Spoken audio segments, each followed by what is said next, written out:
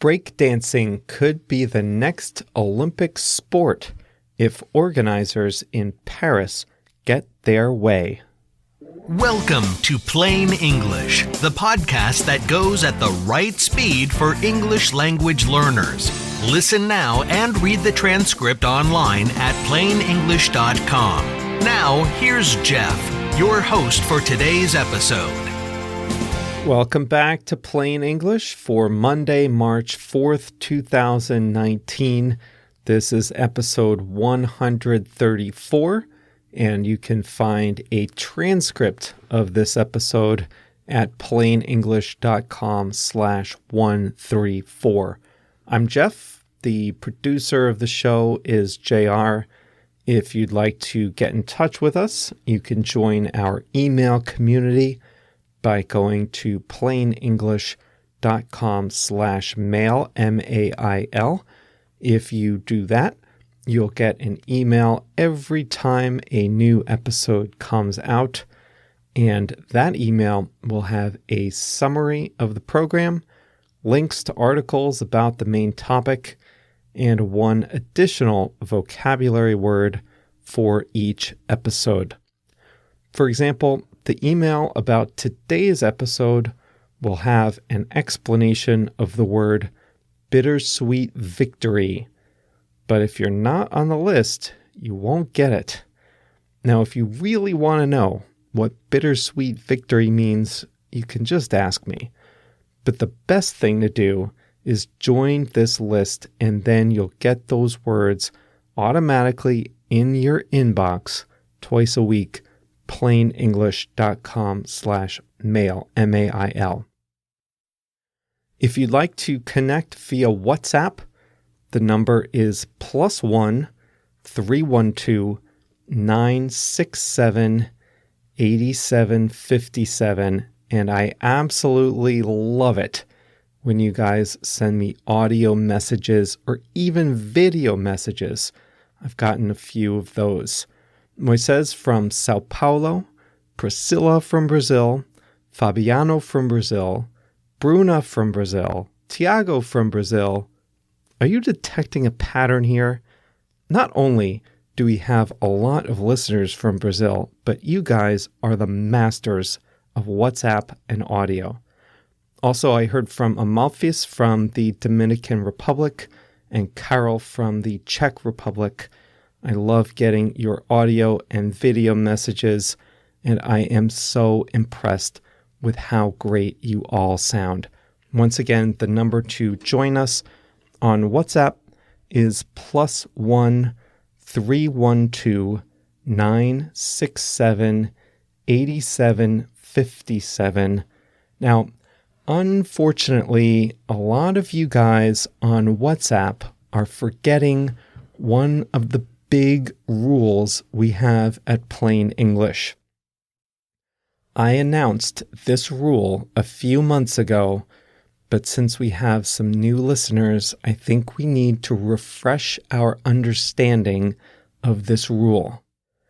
I do not want anyone in this audience apologizing for their English.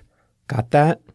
First of all, we are all at different stages of our learning, and being at an early stage is nothing to be embarrassed about. Second of all, the goal here is not to be perfect. It is to be understood. And I can tell you, I have never once received a note from someone in this audience that I could not understand. And I have heard from hundreds of you, maybe even 1,000, if you add up all the different ways that we are in touch.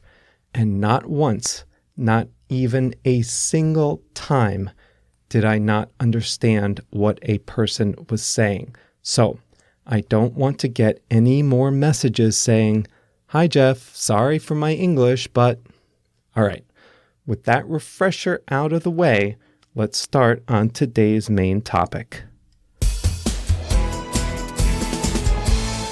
The number of Olympic sports has been ever expanding in recent decades, even sometimes testing the definition of the word sport. I'm talking about skateboarding, climbing, and surfing. To me, those seem more like activities rather than sports. But if the organizers of the Paris Olympics get their way, then breakdancing will be added to the list of sports for the 2024 games. Breakdancing is the energetic, often acrobatic type of dancing that is typically done to hip-hop music. It is the best-known style of hip-hop dance. It started in the United States in the 1960s and 1970s and features usually one or two dancers at a time, usually on a street. There's an interesting story about how it started. You know, in a song, there's often a part that's just the instruments. No vocals, no words. Either all the instruments play together or just one or two can be heard. Well, according to the website Breakdancing Ninja, this style of dance started when street DJs would mix together just the break section of dance records. So you'd get this rhythmic bass with no vocals that you could dance to. If you've traveled to big cities in North America or even Europe, you've probably seen break dancers on the street, maybe surrounded by a crowd of spectators. Sometimes in New York, they even perform their craft on the subway. Maybe you've seen people breakdance at a wedding. They're also in commercials and movies. The dancers are usually low to the ground, spinning around horizontally, flipping over, sometimes propping themselves up vertically on one hand. To the untrained eye, mine, for example, it looks like a lot of flying around, but there is a lot of technique to it, and breakdancing has evolved into a global phenomenon. In more formal competitions, dancers compete with one or two people in front of a panel of judges. Some of the official moves are called backflips, freezes, and head spins. Just last month, a breakdancing competition in Paris drew 4,000 spectators. The International Olympic Committee won't officially consider new events for the 2024 Olympics in Paris, at least until the 2020 Olympics in Tokyo are complete. So breakdancing fans will have to wait at least another year and a half to know if their sport will finally make it to the big stage. But the sport might have a chance. It's popular in France, where the 2024 games will be played, and it has a youthful global appeal. Breakdancing was even included in the 2018 Youth Olympics in Buenos Aires. Japan, Russia, Canada, France, and South Korea won medals in breakdancing at those Youth Olympics. In addition to breakdancing, the Paris organizers have requested that skateboarding, sport climbing, and surfing be included in the roster of Olympic sports. Those three are already on the docket for the Tokyo Games in 2020. Unfortunately, if you're a fan of chess or squash, your sport will definitely not be included. The Paris organizers have not put those sports forward to the IOC. Pretty good idea. I don't think I would want to watch a chess game on TV, or certainly not live. The list of Olympic sports has been growing in recent decades. In just the Summer Games, golf, rugby, BMX freestyle biking, and 3-on-3 basketball have all been added, in addition to the 3 new events for Tokyo: sport climbing, surfing, and karate. The Olympics are pretty indecisive on baseball and softball. Those sports were included from 1992 through 2008, but were not on the roster for the last 2 Olympic Games. They will be played in baseball crazy Japan in 2020, but will probably not be featured in Paris. If breakdancing were included in the 2024 Games, it would be a bittersweet victory for the discipline of dance. For decades, organizers have been trying to get ballroom dancing included as an Olympic sport. Many governing bodies in dance even changed their names to include the word sport to bolster its chances and modernize ballroom dance's image. But the IOC has never given its full blessing to ballroom dance, and some people now doubt whether it ever will. The new sports being added tend to have a more youthful appeal than ballroom dancing has. Years ago, when I was in college, I had an internship in Washington, D.C., and the receptionist at my office was a competitive ballroom dancer in her spare time. This was her passion. She would dance in the evenings and on the weekends. And one day we had the opportunity to see her at a competition, and it was a lot of fun. They were really good. They moved very fast on the dance floor. Everyone worked well together. It was a fun time, good thing to go watch. I did get to go to the Olympics once, actually. Maybe some of you listening in Brazil went to the Games in 2016. I went to the Olympics in London in 2012. I was fortunate enough to see table tennis and beach volleyball. Quick reminder about our partner Mosalingua.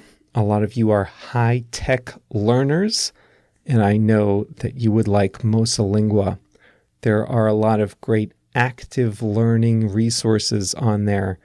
Listening to podcasts is great, and so is watching movies and TV, but sometimes you need to take a more active role in what you're doing, and Mosalingua is a good way to do that. So check out all they have to offer at plainenglish.com/learn, LEARN, plainenglish.com/learn. Okay, this is a good one. I'm willing to bet a lot of you haven't heard this expression before, but it's a really good one to have in your vocabulary.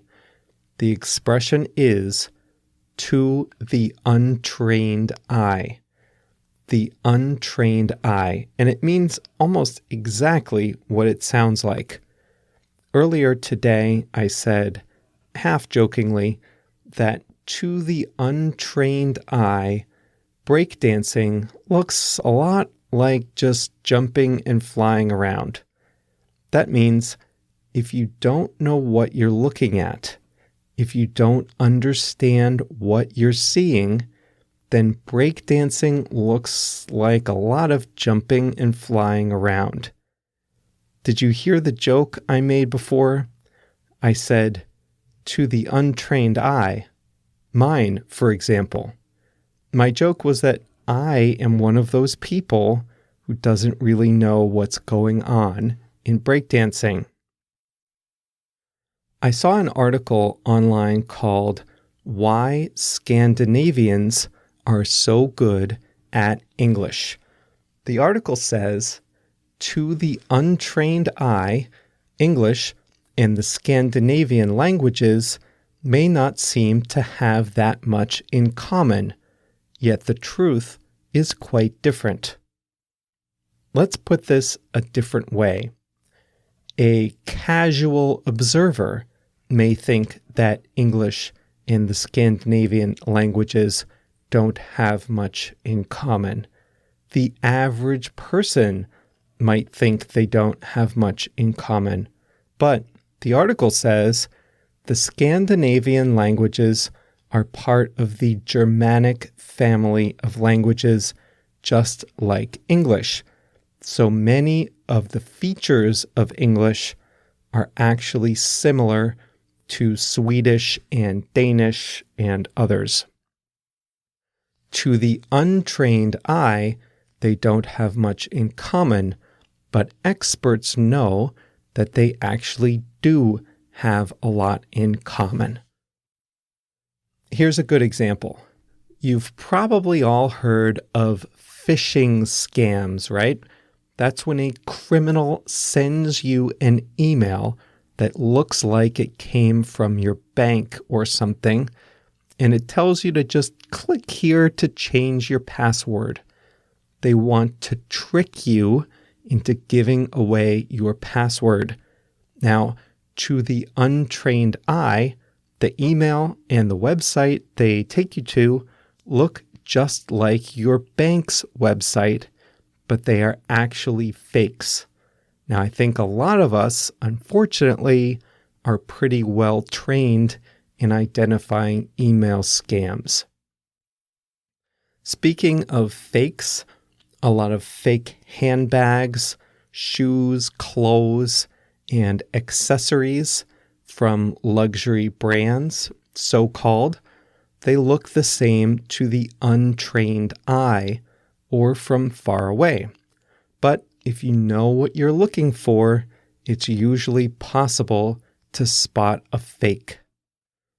You can imagine a few other examples. To the untrained eye, this looks like a real diamond, but it's actually a fake. To the untrained eye, this year's cars are not much different from those released just a few years ago. However, they have a lot of additional safety features that are not visible from the outside. To the untrained eye, there's not a lot of difference between different types of recreational marijuana on sale in the legal shops in Canada, but you have to be careful because the potency can vary significantly and you wouldn't want to get something too strong. Have you ever seen the shows on American TV about people who buy and sell old junk? There's one show called American Pickers and another one called Storage Wars. And they basically go through discarded old things and they can identify things that have value, things that can be restored and then sold in antique markets, places like that. To the untrained eye, all that stuff just looks like junk, garbage accumulating in someone's garage. But to people who know antiques, who know how to restore things, who know the markets they can be sold in, that so-called junk can be a gold mine. All right, that's all for today. Don't forget our partner Você Lingua. It's a great way to actively practice your English thousands of great words on there, easy and fun ways to learn actively, and pronunciation help too. Check it out at plainenglish.com/learn, Learn. Have a great week. JR and I will be back on Thursday with another exciting episode of Plain English.